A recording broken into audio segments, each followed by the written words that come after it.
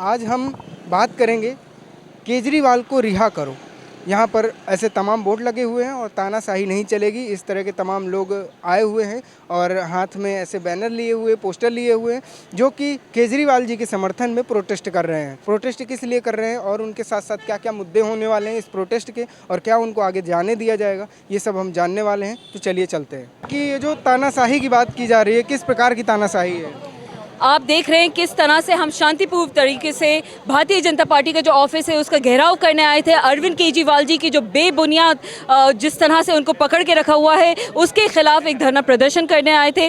आपने देखा कि किस तरीके से जब राउज एवेन्यू कोर्ट ने जब बेल उनको दे दी अरविंद केजरीवाल जी को, तो बेल ऑर्डर ऑनलाइन भी नहीं चढ़ा था कि किस तरह से हाई कोर्ट से जाके ईडी ने उस पर स्टे लगवा दिया था और जिस दिन सुप्रीम कोर्ट से उनको बेल मिलने की आकांक्षा थी उसी वक्त रातों रात सीबीआई जाके उनको उठा के ले आती है। तो ये तो तमाम जो भारतीय जनता पार्टी द्वारा ईडी और सीबीआई और इनकम टैक्स डिपार्टमेंट, इन तमाम संस्थाओं के द्वारा किस तरीके से जो तानाशाही चल रही है उसके खिलाफ लोग यहाँ धरना प्रदर्शन पे बैठे हुए थे, शांतिपूर्ण तरीके से घेराव कर रहे थे। किस तरह से आपने देखा दिल्ली पुलिस घसीटते हुए महिलाओं तक को उन्होंने नहीं छोड़ा, लेके गई, हमें प्रदर्शन नहीं करने दिया, हमें भारतीय जनता पार्टी का ऑफिस का घेराव नहीं करने दिया। तो इससे साफ जाहिर है कि अरविंद केजरीवाल जी से डरते हैं मोदी जी। उनको पता है कि दिल्ली का आशीर्वाद अरविंद केजरीवाल जी के पास है और दिल्ली की तमाम जनता आम आदमी पार्टी और अरविंद केजरीवाल जी के साथ है। अच्छा, जैसे बीजेपी वाले अपने कामों को बहुत अच्छा बताते हैं और दूसरे के कामों को भ्रष्टाचारी कहते हैं, भ्रष्टाचार बताते हैं।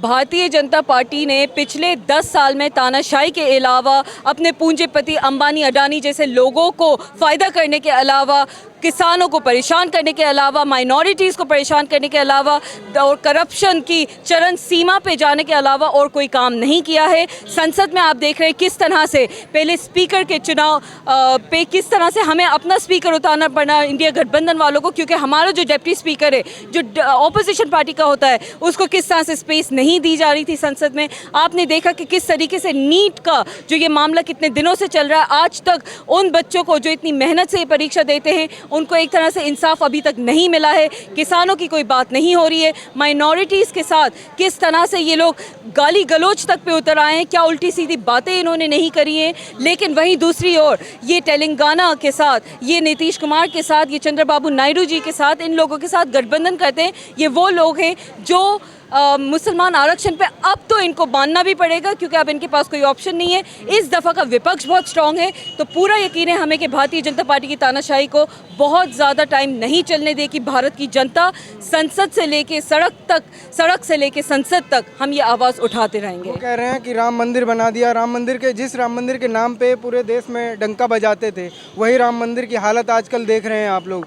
तो और वहीं एयरपोर्ट, कहीं की एयरपोर्ट की छत गिर जा रही है। ये सब क्या है उनका काम अगर अच्छा है तो? अगर हड़बड़ी में आप एयरपोर्ट बनाओगे, अगर हड़बड़ी में आप इसके साथ कोई सिक्योरिटी चेक नहीं करोगे, आपने दिल्ली में टर्मिनल 1 देखा किस तरीके से वहाँ पे तो एक इंसान की मृत्यु हो गई है। आपने देखा जबलपुर में किस तरह से एयरपोर्ट का हशर नशर हो गया। अयोध्या का एयरपोर्ट बिल्कुल हड़बड़ी में इनको जो खोलने की जल्दी थी, ना इनके पास कोई चेक एंड बैलेंसेस हैं, ना इनके पास इस तरह का कोई सिक्योरिटी चेक का सिस्टम है जिसके थ्रू ये आम आदमी पार्टी को जिस तरीके से आप परेशान कर रहे हैं, तमाम विपक्षी दलों को परेशान कर रहे हैं। तो इससे साफ जाहिर है कि भारतीय जनता पार्टी को कोई इस बात की परवाह नहीं है कि जनता के हित की, हक की क्या बात होती है, जनता के मुनाफे की क्या बात होती है, जनता के साथ अच्छाई कैसे की जाती है। ये सिर्फ और सिर्फ करप्शन में लबरेज पार्टी है। ये सिर्फ और सिर्फ करप्शन के द्वारा जनता को परेशान करने वाली पार्टी है और इसकी तानाशाही के खिलाफ आम आदमी पार्टी और तमाम इंडिया गठबंधन के तमाम दलों के लोग आवाज़ उठाते रहेंगे।